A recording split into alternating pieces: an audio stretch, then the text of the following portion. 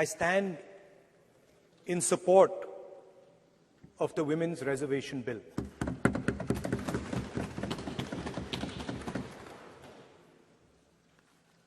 Yesterday, I was listening to the discussion, and the issue of the Sengol came up. And there was a conversation, a to and fro, about the Sengol.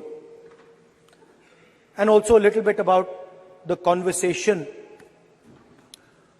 about the transfer of power from the British to the people of India. Before handing over power to the people of India, the British asked the leadership of the freedom movement, who are we going to transfer power to? And of course, there was a little bit of arrogance in this statement, because they viewed India as a poor country. And the revolutionary answer that our freedom fighters gave was, we are going to transfer power to the people of India. So we became a country that from its inception gave the vote to all our women. And this was a revolutionary thing at the time. We also gave the vote to every single community. And the vote was a mechanism of transfer of power. It was designed to further transfer power to the people of India. And if you look at the journey from independence, it's been that journey. It's been a constant transfer of power, more and more and more power to the people of India, on one side. And on the other side, the counter idea, that take away power from the people of India. This is the fight that is going on. And in fact, in many ways, it is the fight that is taking place today. Huge step forward in the transfer of power to the women of India was Panchayati Raj, where they were given reservation and they were allowed to enter the political system at scale. And this is another step. It's a big step. It is not a small step. And I'm sure everybody in this room, the treasury benches, the opposition, everybody agrees that this is a very important step for the women of our country. They fought for independence. They are as capable as any man, in many ways more capable, and should be given as much space as they possibly can be given. There is one thing, in my view, that makes this bill incomplete. I would like to have seen OBC reservation included in this bill. I think it is very important that a large chunk of India's population, large chunk of India's women should have access to this reservation. And that is missing in this bill. There are also two things that seem strange to me. One is the idea that you require a new census to implement this bill. And the second is that you require a new delimitation to implement this bill. In my view, it is quite simple. This bill can be implemented today by giving 33% of the seats in the Lok Sabha and the Vidhan Sabha to India's women. And so I wonder if this is not designed to push the ball forward. To push the ball forward 7, 8, 9 years, and then let this thing play out the way it does. I know my friends tend to like to take the attention of people away from other issues. You know, there is of course the Adani issue, which is they always want to take the attention away. But there is another, I would like to say that. One of the things that, this is quite a nice building. Nice peacocks. Nice peacock feathers on the ground. Nice peacock feathers in the chair. It's a nice, tasteful building. But frankly, I would have liked to see the President of India in this process. The President of India is a woman. She represents the tribal community, and it would have been befitting to have her visible in this transfer from one house to the other. So one of the things that the government likes to distract from, of course, is Mr. Adani. And there is another thing that the government likes to distract everybody from. And that thing is called the caste census. For some reason, and I don't quite understand what this reason is, the moment the opposition raises the issue of caste census, the BJP tries to create a new distraction, a new sudden, event, so that the OBC community and the people of India look the other way. In my research for this speech,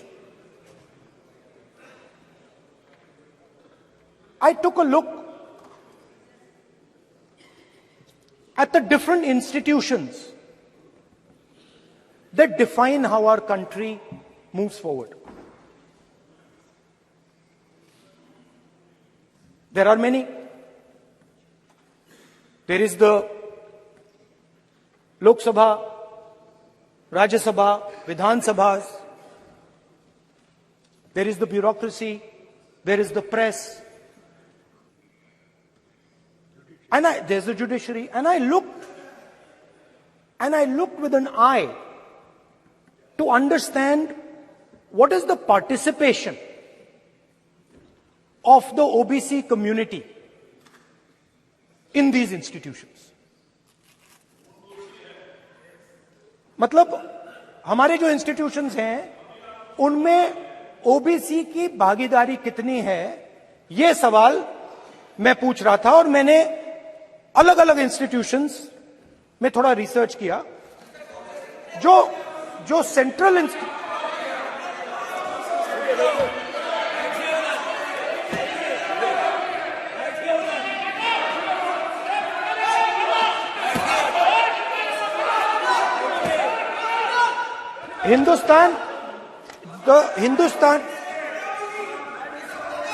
the central, don't worry, don't be scared, we are discussing, डरो मत, हम caste census की बात कर रहे हैं, डरो मत. तो मैंने, I checked, simple thing I did. I said, look, what is the most important set of people in the government of India? The people who define how this country is governed. Of course, Lok Sabha and Vidhan Sabha, but beyond that, they are the 90 secretaries of the government of India. 90 people, secretaries, are responsible for managing the core of the government of India. And I asked myself the question, how many of the 90 people come from the OBC community? And I was shocked and shattered by the answer. मैंने ये सवाल पूछा कि ये जो 70 secretary हैं, 90 secretary हैं, ये जो हिंदुस्तान की सरकार को चलाते हैं, जो बजट को चलाते हैं, इनमें से ओबीसी कितने हैं? नरेंद्र मोदी जी प्रधानमंत्री हैं, ओबीसी के लिए काम करते हैं। मैंने ये सवाल पूछा। मैं आपको जवाब देना चाहता हूं, हिंदुस्तान के सेक्रेटरीज 90 में से सिर्फ 3 ओबीसी से हैं। और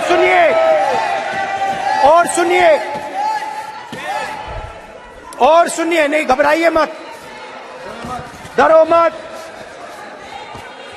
और सुनिए, ये जो सेक्रेटरीज हैं जो ओबीसी कम्युनिटी से हैं, ये हिंदुस्तान के सिर्फ 5% बजट को कंट्रोल करते हैं। मतलब अगर हिंदुस्तान का बजट 44 लाख करोड़ का है, तो ये 2.47 लाख करोड़ मतलब 5% कंट्रोल करते हैं। और सुनिए, मैं कर रहा हूं, मैं वहीं आ रहा हूं।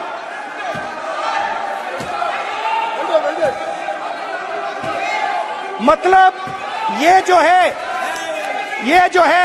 आप ओबीसी की बात नहीं सुनना चाहते, ओबीसी की बात नहीं सुनना चाहते, ओबीसी की बात नहीं सुनना चाहते, ओबीसी की बात नहीं सुनना चाहते। आप ओबीसी के खिलाफ हैं, आप ओबीसी के खिलाफ हैं, ओबीसी के खिलाफ हैं। आप ओबीसी के अधिकार के बारे में नहीं सुनना चाहते, ओबीसी के बारे में नहीं सुनना चाहते, ओबीसी के प्रति न्याय नहीं चाहते, ओबीसी के प्रति न्याय नहीं होना चाहिए। ये सी दे नॉट शोइंग ये जो है, हाँ, मैं माननीय सदस्यों से आग्रह करूंगा, एक मिनट रुकिए। माननीय सदस्य से मैं आग्रह करूंगा, एक तो ये महिला आरक्षण बिल है और दूसरा सभी माननीय सदस्य समान है। डरो मतो ये शब्द इस पार्लियामेंट में नहीं बोलना चाहिए।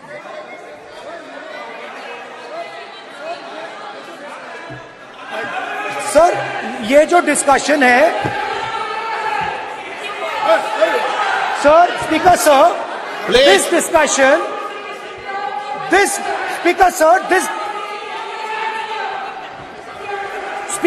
this discussion is about the transfer of power to the people of India.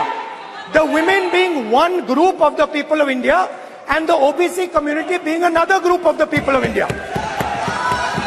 And I am elaborating that the OBCs, who number a huge percentage, have 3% of the 90 secretaries of this country and control and define 5% of India's budget. This is an insult and a shame to the OBC community. ये OBC community का अपमान है। तो सवाल उठता है कि इस देश में कितने ओबीसी हैं, कितने दलित हैं, कितने आदिवासी हैं, और उस सवाल का जवाब सिर्फ कास्ट सेंसस से मिल सकता है। तो मेरा सरकार को एक सुझाव है, सबसे पहले ये जो महिला का बिल है, इसको आप पास कीजिए, आज पास कीजिए, ये जो आपके लागू कीजिए, और ये जो डिलिमिटेशन है जो आपने बोला है, और ये जो सेंसस है, इसकी कोई जरूरत नहीं है। 33% आप महिलाओं को सीधा दे दीजिए। और दूसरी बात, इसको बदलिए, इसको आप बदलिए। कैमरा नहीं है सर, कैमरा नहीं है, आपको ही दिखाएंगे सर, पूरा भाषण में आपको ही दिखाएंगे। ये आप बदलिए। ये जो लिस्ट है, ये ओबीसी समाज का अपमान है। 90 लोग हिंदुस्तान के सेक्रेटरी हैं, उनमें से 3 लोग ओबीसी समाज के हैं, 5% बजट को कंट्रोल करते हैं। तो जल्दी से जल्दी आप कास्ट सेंसस कीजिए, जल्दी से जल्दी जो हमने कास्ट सेंसस किया था उसका डेटा आप रिलीज कीजिए, और अगर आप नहीं करेंगे तो हम कर डालेंगे। Thank you.